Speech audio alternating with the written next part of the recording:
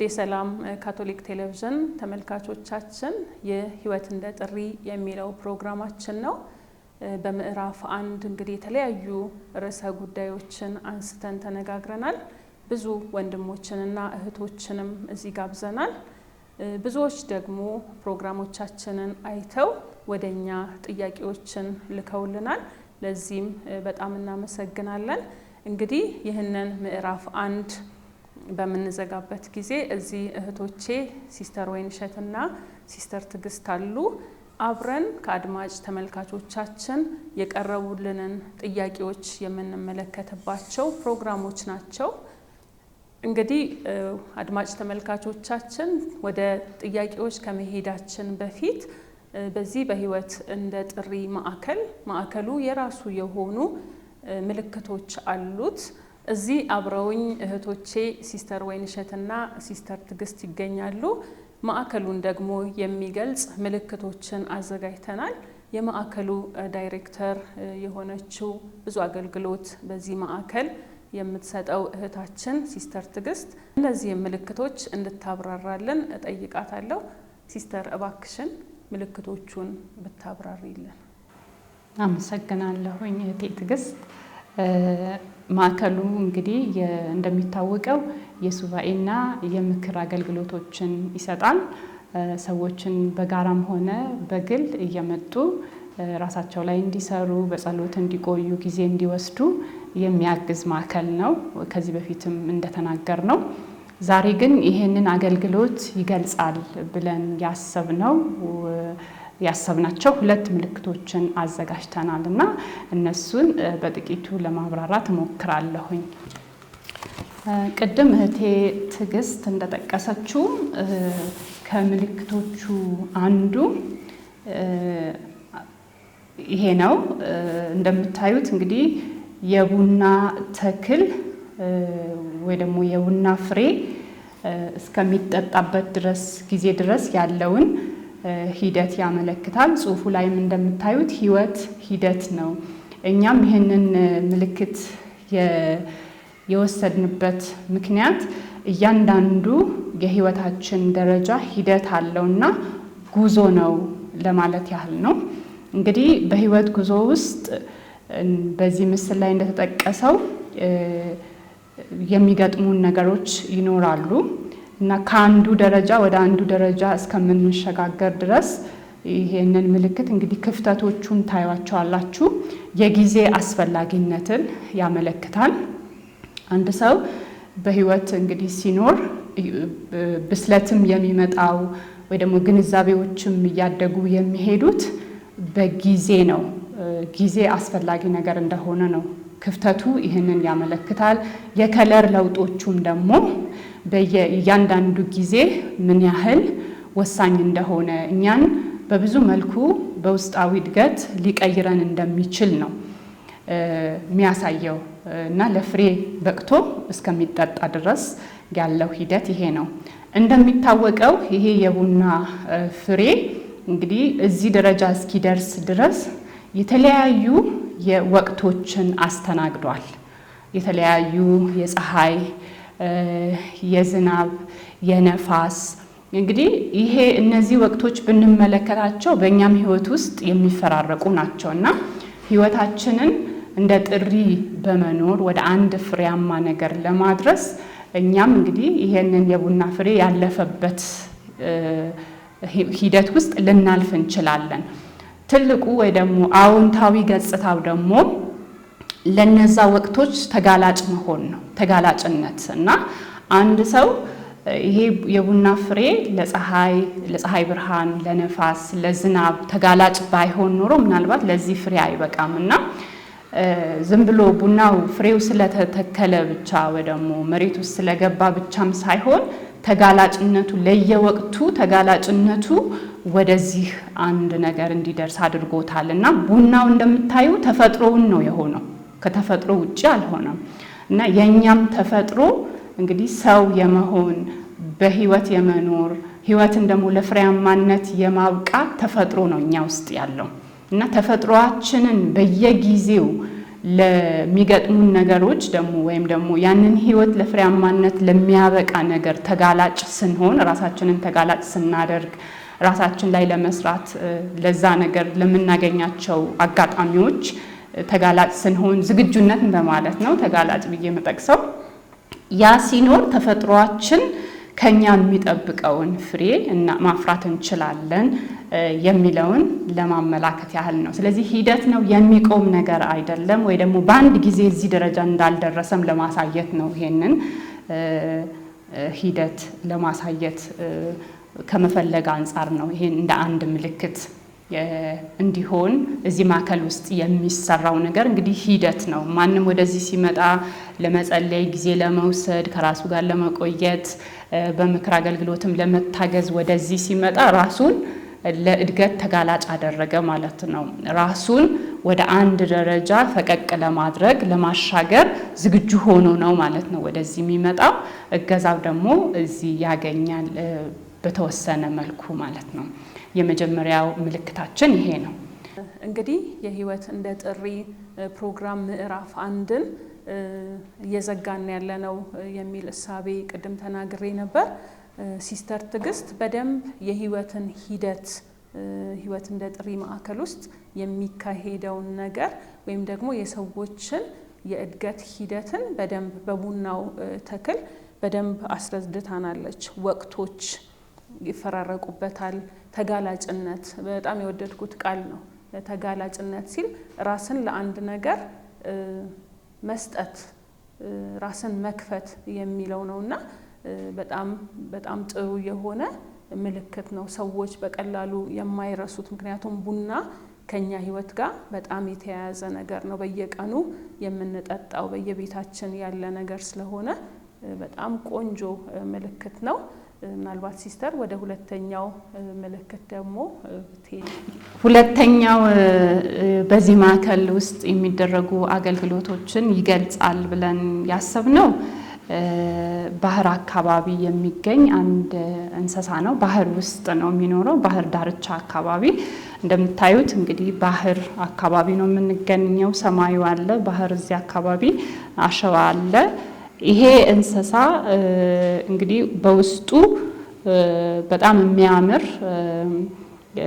እንቁ የሚይዝ ነው። እንግዲህ በተፈጥሮ በውስጡ ደብቆ የሚይዝ ነው። እንቁ የሚገኘው ከዚህ እንስሳ ነው እና ይሄንን ምንን ለማመላከት ነው?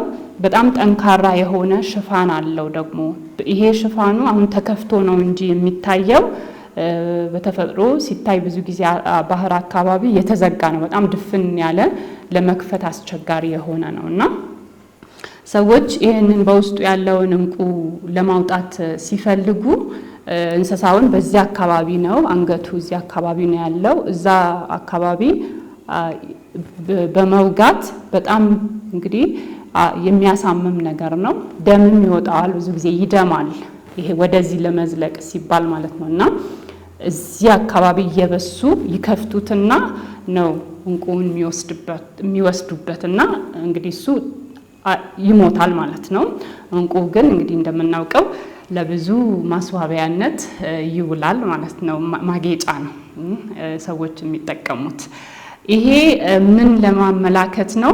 እንግዲህ ሰው ራሱ ላይ ሲሰራ ራሱን ምንድነው ለማሳደግ ሲሞክር እያንዳንዱ ሰው በውስጡ እግዚአብሔር ያስቀመጠው እንቁ የሆነ ነገር እንዳለ መረዳቱ የመጀመሪያው እርምጃ ነው ማለት ነው። ስለዚህ እንቁ ውስጣችን አለ፣ ሁላችንም ውስጥ፣ ይሄ ጥርጥር የለውም። እግዚአብሔር መልካም የሆነ ነገር እያንዳንዳችን ውስጥ አስቀምጧል።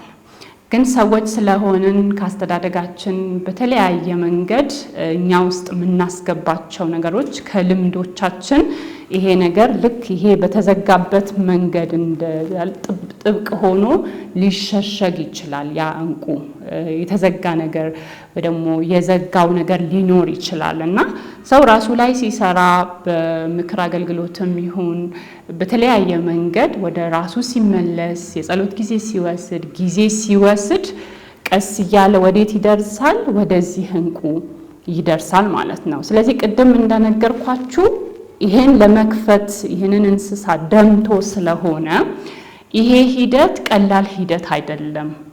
የሚያቆስል ሂደት ሊሆን ይችላል። አንዳንድ ጊዜ መግባት የማንፈልግበት ጓዳ ውስጥ እንድንገባ ግድ ይሆናል።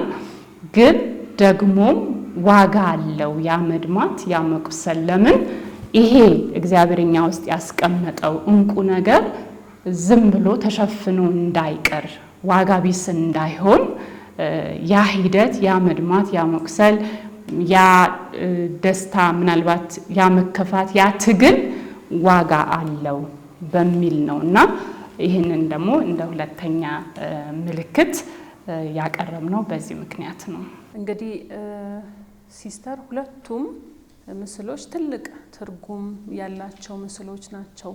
አንዱ የቡና ምስል የህይወትን ሂደት የሚያሳይ፣ አንዱ ደግሞ የእንቁ ምስል በህይወታችን ውስጥ ማንነታችን ውስጥ እግዚአብሔር ያስቀመጠው ትልቅ ስጦታ፣ ነገር ግን በተለያዩ ነገሮች የሚሸፈን በራሳችን የህይወት ውጣውረድ ሊሆን ይችላል፣ ተግዳሮቶች ሊሆን ይችላል፣ ብዙ የሸፈኗቸው ነገሮች አሉና ያንን እንቁ ያንን ማንነት ለማግኘት ደግሞ መቁሰልና ወደ ራስ መግባት እንደሚያስፈልግ እነዚህ ሁለት ምልክቶች አሳይተውናል። በጣም ጥሩ ምልክቶች ናቸው። እንግዲህ በምዕራፍ 2ም ከኛ ጋር የሚጓዙ ምልክቶች ናቸው። ምክንያቱም በራሱ ህይወት እንደ ጥሪ የሚለው ፕሮግራም ወደ ውስጣችን እንድንገባ፣ ማንነታችን እንድንመለከት፣ እግዚአብሔር የፈቀደን የወደደን ንጹህ ልጆቹ እንድንሆን፣ የሱም መልክ እንድንይዝ የማያስፈልጉ ነገሮችን በተለያየ መልኩ እያስወገድን የምንሄድባቸው የህይወት መንገድ ነውና እንቀጥላለን ማለት ነው። እነዚህ ምልክቶች ለዛሬ ብቻ የሚያቆሙ አይደሉም። ወደፊትም የምንጠቀምባቸው አብረን የምንጓዝባቸው ምልክቶች ናቸውና እግዚአብሔር ይስጥልን ሲስተር በደንብ ስላብራራሽልን። እንግዲህ ወደ ጥያቄዎቹ ልመለስና አድማጭ ተመልካቾቻችን ከላኩልን ጥያቄዎች አንዱ እንዲህ ይላል። በገና ወቅት ቃል የመፈወስ የማሳመም አቅም እንዳለው የሚናገር ፕሮግራም ሰርታችኋል። ትክክል ነው። ያለንበት ወቅት የጾም ወቅት እንደመሆኑ መጠን ጌታችን ኢየሱስ ክርስቶስ በማቴዎስ ወንጌል ምዕራፍ 15 ቁጥር 11 ላይ ሰውን የሚያረክሰው ከአፍ የሚወጣው እንጂ ወደ አፍ የሚገባው እንዳልሆነ ይናገራል። ከዚህ ጋር አያይዛችሁ ብታብራሩልኝ። ከክርስቶስ አስተምሮ አንድ ክርስቲያን ቅድሚያ ከምንድን ነው መጾም የሚገባው? ይህ እንግዲህ አድማጫችን ተመልካቻችን የላኩልን ጥያቄ ነው። ቃል የሚባለውን ፕሮግራም ሰርታችኋል። አሁን ደግሞ የጾም ወራት ውስጥ ነው ያለነው። ኢየሱስ በቃሉ ከአፍ የሚወጣ እንጂ በአፍ የሚገባ ሰውን እንደማያረክስ ተናግሯል። ስለዚህ ከየቱ ነው የምንጀምረው? ቅድሚያ ከምንድን ነው መጾም የሚገባን የሚል ጥያቄ ነውና እስቲ ሲስተር ወይንሸት እርስዎ ምን ይላሉ? አመሰግናለሁ ትዕግስት። ጥያቄያችንንም በዚሁ አጋጣሚ ላመሰግን ፈልጋለሁ። እንግዲህ ጊዜውም የጾም ጊዜ አይደል? ይሄንን እንግዲህ ቶፒክ አብሮ ማየቱ በጣም አስፈላጊ ነው ብዬ አስባለሁ። ምክንያቱም እንዴት አድርገን ጾማችንን ወይ ደግሞ ትክክለኛ መጾም እንዳለብን እንድናውቅ የሚረዳን ጥያቄ ነው ብዬ ስለማስብ ማለት ነው። እንግዲህ ጾማችን ከምን መጀመር አለበት ለሚለው ጥያቄ ጌታችን ኢየሱስ ክርስቶስ ግልጽ የሆነ አቅጣጫ ሰጥቶናል። ይሄም መጾም ያለብን ከአፍ የሚወጣውን እንጂ ወደ ውስጥ የሚገባውን አይደለም ብሎ ግልጽ የሆነ አቅጣጫ ነው የሰጠን። ወደ አፍ የሚገባውን መጾም ትክክል አይደለም ማለቴም አይደለም። ምክንያቱም ያኛው ጾምም ከምግብ ስንጾም ከአንዳድ ከምንበላቸው ነገሮች ስንጾም ወደ እግዚአብሔር ያቀርበናል። ምክንያቱም ራሳችንን እንቀጣለን፣ እንታቀባለን። ምናልባት ደግሞ በምግብ ስንራብ መራብ ማለት ምን ያህል ከባድ እንደሆነም እንረዳለን ብዬ አስባለሁ። ሌላው እንግዲህ በምግብ ስንጾም ለምንድን ነው በምግብ የምጾመው? እንደው መግቢያ ላይ ብያለሁ። በምግብ መጾም መጥፎ ነገር አይደለም፣ የማያስፈልግ ነገርም አይደለም። ግን ጾሜስ ምንድን ነው የማደርገው?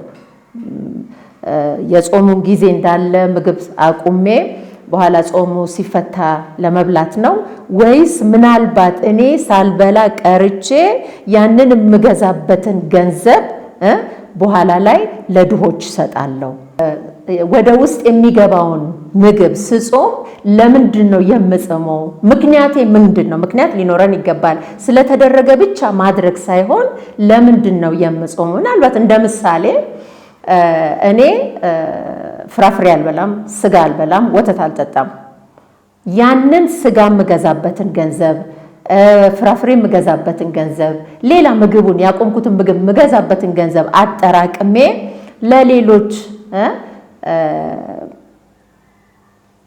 ይሄ ለሌላቸው ሰዎች ብንሰጥ እንግዲህ ጌታችን ኢየሱስ ክርስቶስ ካዘዛቸው የጾም አይነቶች አንዱን እንዳደረግን ነው ማለት ነው። ምክንያቱም ሌሎችን መርዳት፣ የሌላቸውን መርዳት፣ መጸለይና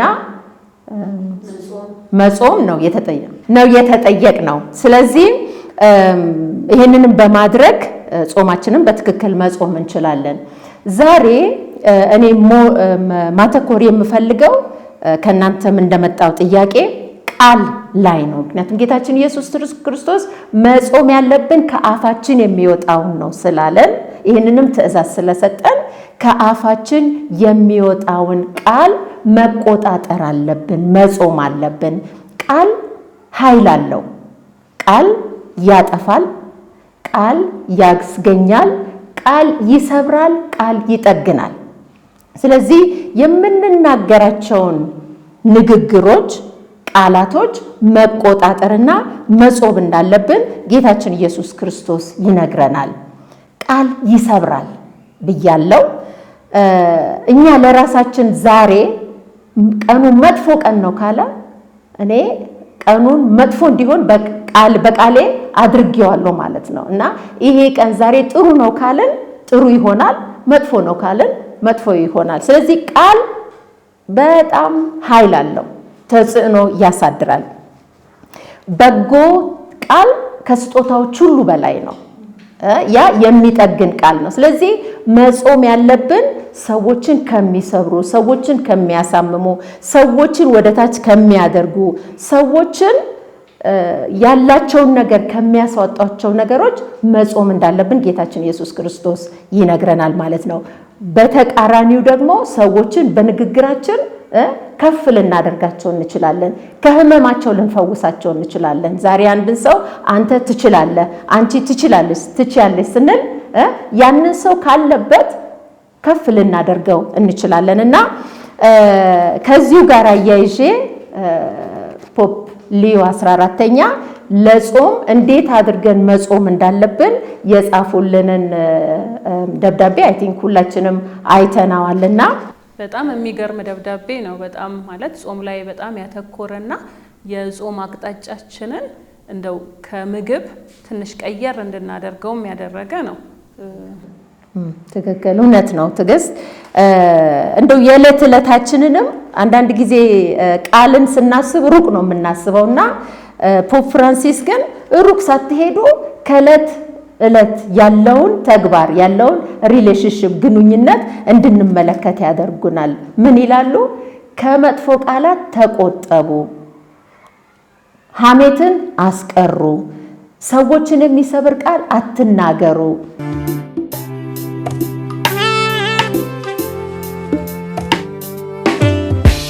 በተለይ እኔ ሁለት ነገር ማንሳት እፈልጋለሁ ሲስተር ካለችው ነገር ጋር አያይዤ። አንዱ ጌታችን መድኃኒታችን ኢየሱስ ክርስቶስ ከውጭ ወደ ውስጥ ሳይሆን ከውስጥ ወደ ውጭ የሚወጣው ላይ ትኩረት እንዲያደርጉ ይነግራቸዋል ለፈሪሳውያን። እንግዲህ ባቀረቡለት ጥያቄ ለምንም ጥያቄ ያቀርቡለት እንደነበረ እናውቃለን። እውነት ለመረዳትም ሳይሆን እሱን ለማጥመድም ነበረና ስለዚህ እሱ ግን ያው እነሱን በሚያንጽ መንገድ ነው ምንድነው እየመለሰላቸው ያለውና ምናልባት ከውስጥ ወደ ውጭ የሚወጣው ነገር በጣም የራስ ኃላፊነት ይጠይቃል።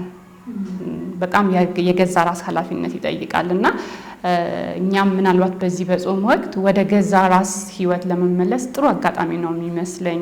እንዳውም ፖፕ ሌዮ ሲጀምሩ የጾምን ወቅት አስመልክተው በጻፉት መልእክታቸው ሲጀምሩ ምንድነው ልባችን በተለያዩ ነገሮች ገብቶ እየወጣ የሚባዝንበትን ጊዜ ቆም አድርጎ የሚባዝንበትን በጣም የመረበሽ ሁኔታ ውስጥ ገብተን በተለያዩ የህይወት ውጣ ውረድ ውስጦች በቃ ሁሉም ነገር እኛ ምን መልሰው እየመሰለን ስንሯሯጥ ነገር ግን የሆነ እዚህ ጋር እስኪ ገታ አርጊና ወደ ራስሽ ተመለሺ፣ ወደ ውስጥሽ ግቢ፣ ወደ ውስጥህ ግባ ብሎ የተሰጠን ወቅትም እንደሆነ ይጠቅሳሉ መጀመሪያ ላይ እና ወደ ጌታችን መድኃኒታችን ኢየሱስ ክርስቶስ የሰጠው ሐሳብ ያነሳው ሐሳብ ላይ ብሄድ ከውስጥ ወደ ውጭ የሚወጡ ነገሮች እኛን አልፈው ሌላውን ሰው የሚጎዱ ስለሆኑ ይበልጥ ትኩረት ልናደርግባቸው ይገባል። በጾም ወቅት ብቻም ሳይሆን የጾም ወቅት በመሰረቱ የሆነ ጊዜ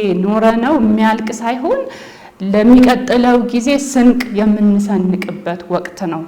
ልክ በዛ በተለማመድኩት መሰረት በጾም ወቅት በተለማመድኩት መሰረት ቀጣይ ያለው ጊዜ እንድቀጥል ጸጋንም ጭምር ነው የማገኘው። አለበለዛ ከባህላዊ ሂደቱ የተለየ ነገር አይኖረውም። ጾም የዛሬ 3000 ዓመት አካባቢ የተጀመረ ነገር ነው። የቤተ ክርስቲያን እንትን ነው ምንድነው ይሄ ትራዲሽን ወይ ባህል ነው ብለን ወይ መጽሐፍ ቅዱስ ውስጥ የተጠቀሰ ነገር ነው። ጌታችን ያዘዘን ነገር ነው። እሱ ያደረገው ነገር ነው። ከሱ ህይወት ነው አይደለም እንማራው። ጾም የሚመጣው እንግዲህ ከሱ ነው። ስለዚህ ያ እሱ ስላደረገው ብቻ ምን ደግመው ነገር ሳይሆን እሱ ከጾመ በኋላ እስከ መስቀል ድረስ ራሱን ለመስጠት ብርታት ያገኘበት ከአባቱ ጋራ የአባቱን ፈቃድ ይበልጥ ያስተዋለበት ሰይጣንን በእግዚአብሔር ቃል አማካኝነት የመከተበት ወቅት ነው። ምንድነው ያደረገው ክርስቶስ በጾም ወቅት ብለን ብናይ መጽሐፍ ቅዱስ ውስጥ ተጠቅሷል። ስለዚህ መታቀብ ይሄ አለ አይደለ መሰብሰብ ቃል ቅድም ሲስተርም ስታነሳ ነበርና የምናገረው ነገር ምክንያቱም ንግግር ቃል በጣም ከባድ ስለሆነ ነው እዚህ ላይ ቃልም ብለው የጠቀሱት አድማጫችን ይመስለኛል። ከኛ ሲወጣ መጀመሪያ እኛ ውስጥ ተጸንሶ እንዴት ነው እኛ እንደ ክርስቲያን ምን አይነት ሐሳቦች ናቸው በጭንቅላታችን ውስጥ አድረው ወደ ልባችን ወርደው በመላሳችን መነገር ያለባቸው? በመጀመሪያ ሁሉም ሰው የሚናገረው ነገር መናገር አለብኝ እኔ እንደ ክርስቲያን ይመጥነኛል። እኔ የምናገረው ነገር ወጥቶ ሌላ ሰው ላይ አዎንታዊ ተጽዕኖ መፍጠር የለበትም። ይሄ ክርስትና አይጠይቀኝም ብለን የምንጠይቅበት ወቅት ነው። ሁሉም ሰው የሚናገረው ነገር ተቀባብዬ የምናገር ከሆነ ስለዚህ የምንመገበው ነገር መስላለሁ ማለት ነው። ቃል ከሐሳብ ስለሚጀምር ሐሳብ ደግሞ የምንሆንበት ከእግዚአብሔር ቃል ነው የምመግበው ሐሳቤን በጸሎት ነው ሐሳቤን የምመግበው ወይስ ሰዎች በሚሉት ነገር አብሬ ብዬ እውነትም ይሁን አይሁን አናቅም እዛ ጋር ነው ምን ሆነው ከዛ ነው የምመግበው የሚለውን ነው። የፖፕ ሌዮ ደግሞ አንድ የሚሉት ነገር ስለ ምግብ ሲያወሩ ምናልባት ረሃብ በጣም ፈታኝ ነገር ነው ይላሉ። ቀጥታ ሰውነታችንን ስለሚነካ ሰው መሆን መራብ መጠማት መድከም ሰውኛ ናቸው አይደለ የመንፈሳችን አይደለም ስጋችንን ስለሚመለከት ፈታኝ ነው ይላሉ። ግን በምግብ መራቤ ፍትህን እንድራብ ያደርገኛል ወይ ይላሉ ደግሞ ያነሳሉ። ፍትህን እንድራብ ሰላምን እንድራብ አሁን በምግብ መራቤ ፍትህ እንደጎደለ እንዳስተውል ያደርገኛል በዙሪያዬ እንደዛ ካደረገኝ እንግዲህ ትክክለኛ ጾም ነው የማለት ነው። አለበለዚያ ከድግግሞሽ አይርቅም። ሰው እኮ ምግብ አሁን ለጤናውም ይተዋል። ሳይንስም ይፈቅደዋል። ምክንያቱም ሰዎች እንግዲህ ክብደታቸውን ለመቀነስ የተለያዩ ነገሮች የሰውነታቸውን አሰራር ራሱ ለማጽዳት ብዙ ጊዜ ጾም ይመከራል። እንደ ድሮ ላይክ መነኮሳት ወይም ደግሞ በእምነት ውስጥ ያሉ ሰዎች አይደሉም የሚጾሙት። ማንኛውም ሰው አሁን ጾምን እንደ ትልቅ የራስን እንዴት ነው የራስን ማንነት ጤናማ ለማድረግ የሚጠቀምበት መንገድ ሆኗል። እንዳልሽው ረሃቡ ፖፕ ሊዮ እንዳሉት ረሃቡ ወዴት ነው የሚወስደኝ?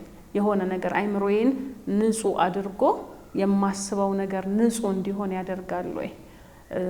ቅድምም ሲስተር ስትናገር ስለ ቃል አንድ የሚሉት ነገር አላቸው።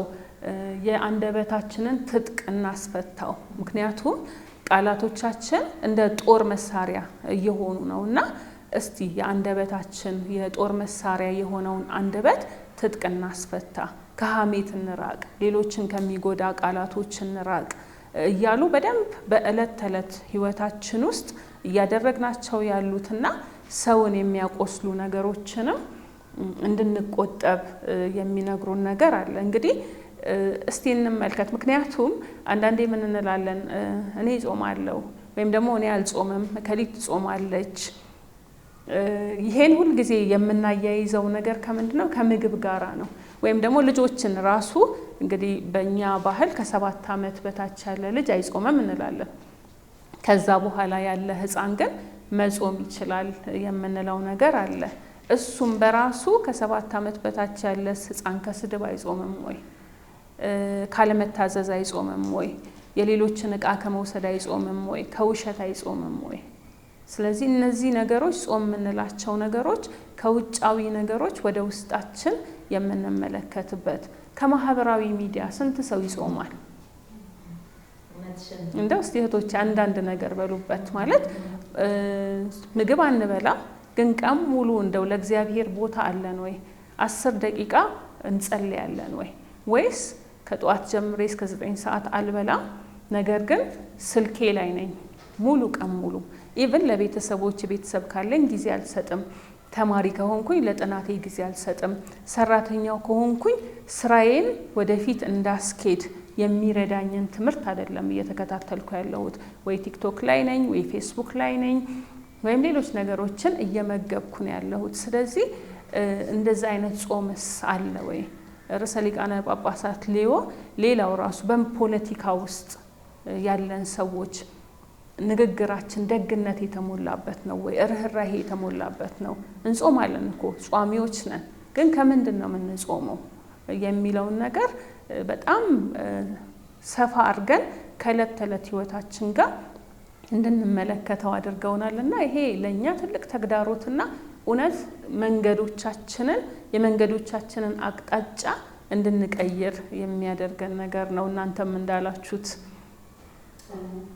እሺ፣ እኔ እውነት እዚህ ጋር አንድ ማንሳት የምፈልገው ነገር አለ። በድሮ ጊዜ ማለት በብሉይ ኪዳን ብናይ ጾም ሲታወጅ ለሆነ ለውጥ ነበረ፣ ስር ነቀል የሆነ ለውጥ ይመጣ ነበረ። አሁን የነነዌ ህዝብ ጾም የእውነት በጣም እንግዲህ ሰው በባህሪው የሚያስብ ፍጡር ነው፣ የሚጠይቅ ፍጡር ነው። አንድን ነገር ሲያደርግ አመክንዮ ምክንያታዊ ፍጡር ነው ሰው አይደለ? በምክንያት ነው የሚያደርገው እና ራሱን ደግሞ አላቅም ራስን መጋፈጥ ይሄ ለምንድን ነው መጾመው? ያ ለውጥ እንዴት አይመጣም? በመጽሐፍ ቅዱስ ብሉይ ኪዳን ውስጥ የነበሩ ጾም ያመጣቸው የነበሩ ለውጦች እንዴት አይመጡም? እንዴት ጾም? ምክንያቱም ይጾማል ሰው፣ እንጾማለን አይደለ? እንላለን፣ እንጾማለን። ወይ ደግሞ በጣም ክርስትናችን ላይ እምነት አለን፣ መደገፍ አለ፣ መኩራትም አለ ክርስትናችን ላይ አይደለ? ምን አመጣ ማለቴ እንዴት ነው የምናየው? እንዴት ነው የምንፈትሸው ይሄ ነገር? ምክንያቱም ሰው ካደረገ የሆነ ለውጥስ መምጣት መቻል አለበት አይደለ? የሚታይ ለውጥ ለራሱ ከራሱ ጀምሮ ማለት ነው። እንደ ሀገርም አንቺ እንዳልሽው እንደ ሀገር እንግዲህ የአማኝ ሀገር ነው። የማያምን በጣም በእንጃ በስንት ፐርሰንት ብንለው ነው በኢትዮጵያና አሁን ያለውን ሁኔታ ስንመለከት እውነት እምነታችን ከተግባራችን ጋር የተያያዘ ነገር ነው ወይ? ይሄ ሁሉ የጥላቻ ንግግሮች፣ በዘር መከፋፈሉ፣ መገዳደሉ፣ አንዳችን ለአንዳችን ጠላት መሆናችን እውነት ከክርስትናችን ጋር ይሄዳል ወይ? አንገታችን ላይ መስቀል እናደርጋለን፣ እጃችን ላይ መስቀል እናደርጋለን። ማለት ክርስትናችንን የሚገልጡ ኩራቶችም አሉን። እውነት ግን ክርስቲያን ነን ወይ? ማለት ክርስቲያን የሆነ ሰው የተጠመቀ ሰው የሚያደርገውን ነገር ነው ወይ የማደርገው? ባህሪዬ እውነት ከክርስትናዬ ጋር የተያያዘ ነው ወይ የሚለውን እንደ ጥያቄ የምንይዝበት ነገር ነው እኛ። ሌላው ደግሞ እናንተ እንዳላችሁት ምናልባት አለመረዳት፣ ለምንድን ነው የምጾመው? በህይወቴ ምን አይነት ለውጥ ለማምጣት ነው የምጾመው የሚለውን ነገር አናስበውም ይሆናል ስንጾም። ምክንያቱም አንቺ ለመጾም አላማ ካለን ያንን ለውጥ ለማምጣት መስራት አለብን። ብዙ ጊዜ አንቺም እንዳልሽው ሲስተር ትዕግስትም እንዳለችው ከምግብ እንጾማለን፣ ግን የይቅርታ መንፈስ አናዳብርም፣ ፕራክቲስ አናደርገውም። ስንቶቻችን እኮ ቂም ይዘን እንጾማለን፣ አንነጋገርም፣ ሰላም አንባባልም። ስለዚህ ጌታችን ኢየሱስ ክርስቶስ የሚጠይቀው ጾም የትኛው ነው? ምናልባት እንደኔ አመለካከት ምግቡን በልቼ ከእህቴና ከወንድሜ ጋራ በሰላም መኖሩን ነው ሞር የሚጠይቀን። ስለዚህ እንደተነጋገርነው እንዳየነው ጾም ብዙ ጊዜ የሚተኩሩ ምግቡ ላይ ነው። ጠያቂያችንም እንዳለች መጀመሪያ ጌታችን ኢየሱስ ክርስቶስን የሚያስደስተው ጾም የትኛው ጾም ነው? በሁሉም ይደሰታል። በትክክለኛ መንገድ ከተደረገ በሁሉም ይደሰታል። ግን የበለጠ የሚያስደስተው ስም ብቻ ሳይሆን የተኖረ ጾም ነው። የተኖረ ጾም ነው። ምን ማለት ነው? የተኖረ ጾም ጾምን ስጾም አጠገቤ ካሉ ሰዎች ጋራ ሰላም ማድረግ አለብኝ። ምናልባት የተቀያየምኳቸው ሰዎች ካሉ ከነሱ ጋር ሰላም ማድረግ አለብኝ። ሰዎችን ደግሞ በቃሌ የማጠፋቸው ከሆነ ከዛ መቆጠብ አለብኝ እና እነዚህን የመሳሰሉትን ጾም ስንኖር ነው እንግዲህ ጌታችን ኢየሱስ ክርስቶስ በጾማችን የሚናገረው። ቅድም አንቺም እያልሽ ነበር፣ ስንቶቻችን ነው ነን የሶሻል ሚዲያን ጾም የምንጾመው? ትዝም አይለንም። እንዳልሽው እስከ 9 ሰዓት እስከ 10 ልንጾም እንችላለን፣ ግን ሶሻል ሚዲያ ላይ ጊዜያችንን እናጠፋለን። የሚጠቅመን ከሆነ ሌላ ነገር ነው። ብዙዎቹ ጊዜያችንን የምናጠፋባቸው ነገሮች ግን የማይጠቅሙን ከእግዚአብሔር የሚያርቁን ነገሮች ናቸውና በዚህ በጾም ጊዜ እንግዲህ ሁላችንም ጠያቂያችንም መመልከት ያለብን ኢምፖርታንት ነገሮችን ተናግረናል። ከአፍ የሚወጣው ነው እንጂ ወደ አፍ የሚገባው አያረክሰንም። ግን መጠጥ ደግሞ የምንጠጣ አለን። ምክንያቱም ስጋና ወተትን እንቁላልን እየጾመን ሌላ ጸባያችንን ወደ መጥፎ የሚወስድ መጠጥ የምንጠጣ ከሆነ አይ ቲንክ እሱም ሊያረክሰን የሚችል ጾም ነው ብዬ አስባለሁ። ሊያረክሰን ይችላል ብዬ አስባለሁ። ምክንያቱም እኛ በቃ ስለተባለ ብቻ የምንጾማቸውን ጾሞች ሳይሆን መጾም ያለብን ከእግዚአብሔር የሚያቀርበን፣ ከወንድም እህቴ ጋር የሚያቀርበኝ፣ ሌሎችን እንዳሳድግ የሚረዳኝ፣ ድሆችን እንድረዳ የሚረዳኝ ጾም ነው መጾም ያለብን ብዬ አስባለሁ። አመሰግናለሁ።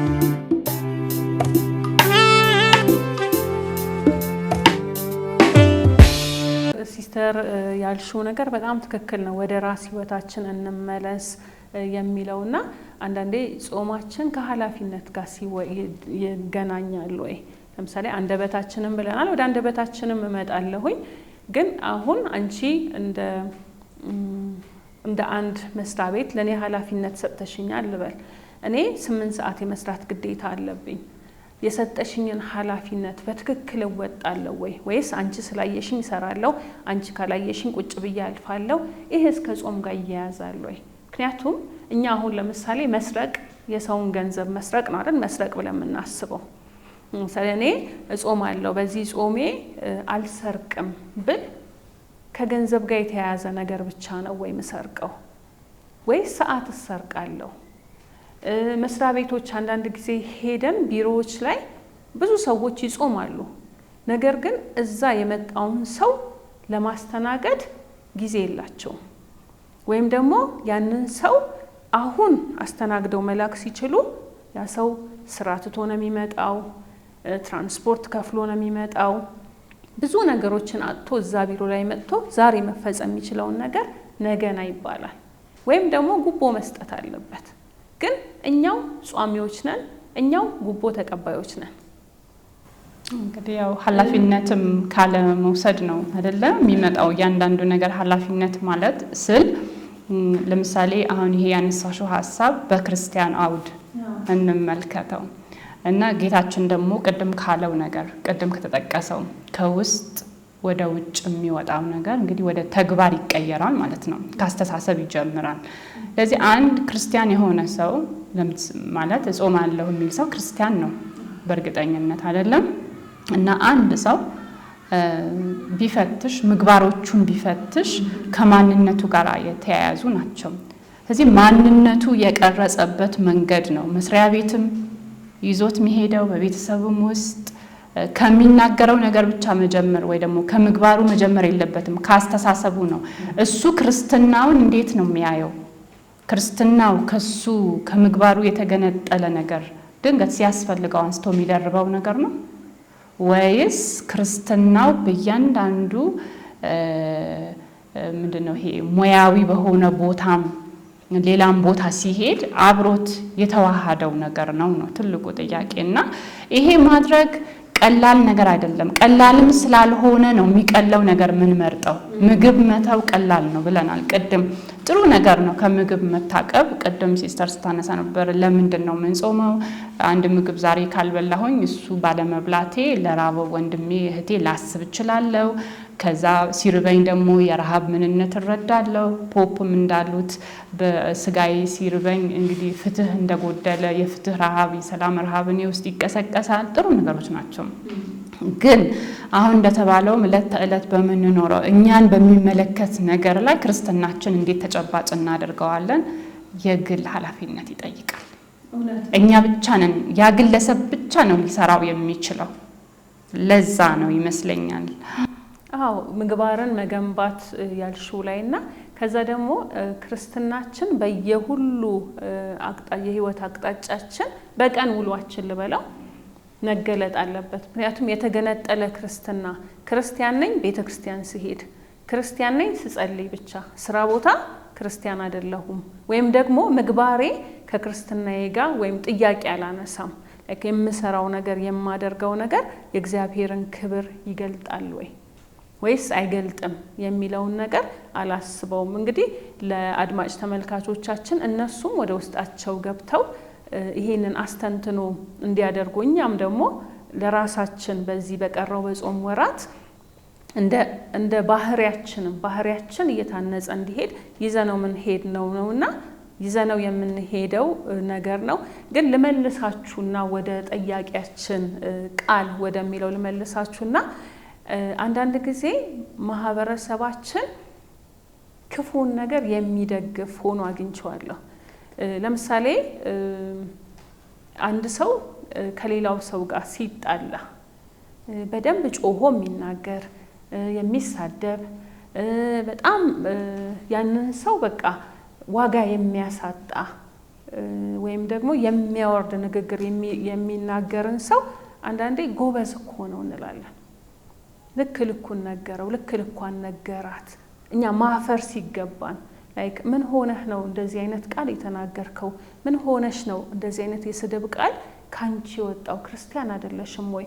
አንድ ችግር ካለ ቁጭ ብለሽ መፍታት አትችይም ወይ ብለን እንደ መገሰጽ ፋንታ የተናገረውን ሰው ጎበዝ ነው ደግ አረገ። በመስሪያ ቤትም የምናየው ነገር ነው። በጣም የሚጮህና በጣም የሰዎችን ስብዕና እያወረደ የሚያዝ አለቃ ይፈራል። ተፈርቶ ተከብሮ ሰዎች ይንቀጠቀጡለታል። ነገር ግን ሰዎችን በትህትና የሚመራ ወይም ደግሞ የራሳቸውን ኃላፊነት መወጣት የሚችሉ ናቸው ብሎ ኃላፊነት የሚሰጥ ደግሞ አለቃ ሲሆን የሱ ማንነት ችላ ይባላል። ወይም ደግሞ ምንም አያመጣም፣ ምን ያደርገኛል በቃ ችላ እንላለን። እና አንዳንድ ጊዜ የምንደግፋቸውና ዋጋ የምንሰጣቸው ነገሮች እኛም የምናዋጣበት ነገር አለ። ለክፉ ነገር ጥሩ አድርገን እንዴት ልበላችሁ እንደ ውበት አድርገን ክፋትን ምንደግፍበት ነገር አለና ምናልባት እናንተም ከራሳችሁ ኤክስፒሪየንስ እንደው አንዳንድ ነገር ብትሉ በዚህ ላይ ይሄ በጣም የተስፋፋ ነገር ስለሆነ በማህበረሰባችን ውስጥ በጣም ጥሩ ምልከታ ነው። አንቺ እንዳልሽው ቃል ቅድም እንዳልኩት ነው። ቃል ምን ያህል ጠንካራ እንደሆነ ምን ያህል ኃይል እንዳለው ግን ያንን ኃይሉን ደግሞ በጥሩ ነገር አለመጠቀማችን። ምክንያቱም ቃል ኃይል አለው።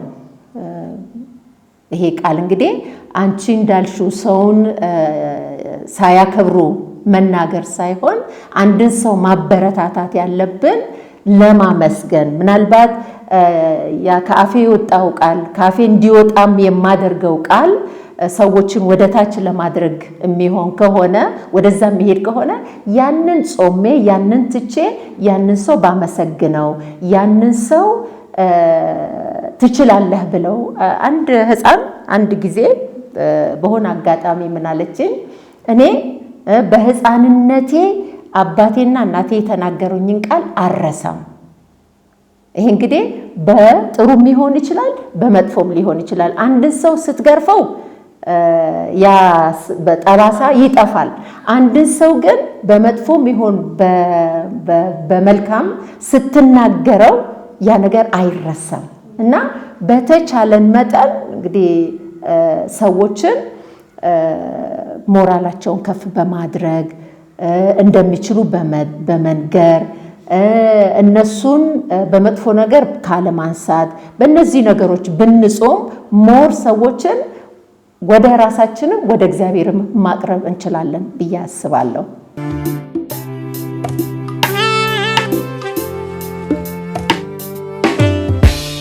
እሺ እኔ እዚህ ትዕግስት ባነሳሽው ነገር ላይ በጣም ልክ ነው። ማህበረሰባችን እንግዲህ ሙሉ በሙሉ ባንልም የምናውቀው ሰውም ያው ጥቂት ሊሆን ይችላል። ማህበረሰብ በሙሉ ባንልም እንግዲህ በእኛ ኤክስፒሪየንስ ውስጥ ያሉን በእኛ ልምድ ውስጥ ወይ ደግሞ እኛ ያጋጠሙን ነገሮች ናቸው ልናወራቸው ወይ እርግጠኛ ሆነን ልንናገርባቸው የምንችለውና እንደ ማህበረሰብ ደግሞ ልንጠይቀው የሚገባ ጥያቄ ሊሆን ይችላል። ከዛ አንፃር መናገር የምፈልገው ክፉን ነገር የመደገፍ ወይ ደግሞ ቅድም እንዳልሽው ክፉን በክፉ የሚመልስ ሰው የማበረታታት ክፉን በክፉ እንግዲህ አትመልሱ ይላል መጽሐፍ ቅዱስ አይደለ? ያ የማይመልሰው ሰው ያ በትህትና የሚንቀሳቀስ ሰው እሴት ኖሮት ሊሆን ይችላል አይደለ? በእሴት ስትኖሪ ነው ክፉን በክፉ ላለመመለስ ራስሽን የምትገችው እንጂ ክፉ ቃላት በክፉ ቃላት ለመመለስ ብዙ ዕውቀት የሚጠይቅ አይመስለኝም። እና እንደ ድል ሆኖ ግን ዕውቀት የማይጠይቁ ነገሮች ናቸው በጣም ያደግንባቸው ነገሮች ብዬ ነው ማሰብ። ዕውቀት አይጠይቅም። ሰውን መዝለፍ ዕውቀት አይጠይቅም። ሰውን መናቅ ዕውቀት አይጠይቅም። ዲግሪ አይጠይቅም። ዕውቀት ስልሽ የህይወት ዕውቀት የህይወት ተመክሮ ብዙ ሰው አንድ ክፉ በክፉ ለመመለስ ተመሳሳይ መሆንም መቻል አለብሽ። አንቺ ሴት ኖሮሽ በሴት የምትንቀሳቀሺ ከሆነ ያ እንግዲህ ተግዳሮቶች ናቸው ማለት ነው። እንግዲህ እንዴት እናስገባው? ክርስትና ሰባዊነት ላይ ያልተመሰረተ ክርስትና በራሱ እንግዲህ አንዳንዴ የሚቀመጥ አንዳንዴ የሚነሳ የመሆን እድሉ ሰፊ ነው ማለት ነው። ስለዚህ እንደ ክርስቲያን ብቻም ሳይሆን እንደ ሰውስ ይሄ ነገር ይመጥነናል ወይ?